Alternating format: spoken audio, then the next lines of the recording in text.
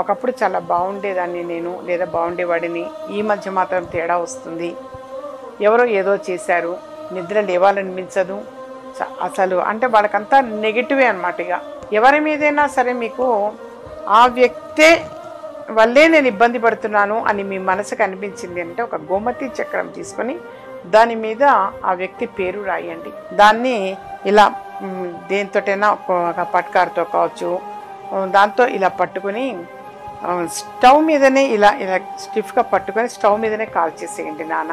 వాస్తవంగా స్టవ్ మీదనే ఇలా పెట్టండి. అలాగే నేను ఈ నెలలో 17వ తారీఖు సోమవారం రాజమండ్రిలో అందుబాటులో ఉంటాను, 18వ తారీఖు మంగళవారం విజయవాడలో అందుబాటులో ఉంటాను.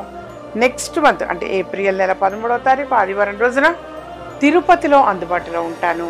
ఎటువంటి సమస్యకైనా చక్కని పరిష్కారం కోసం అని చెప్పేసి సంప్రదించవచ్చు. దైవిక వస్తువులు ఏవైనా సరే కలెక్ట్ చేసుకోవాలి అనుకున్నా ఆయా ప్రాంతాల వారు అక్కడికి వచ్చి కలెక్ట్ చేసుకోవచ్చు.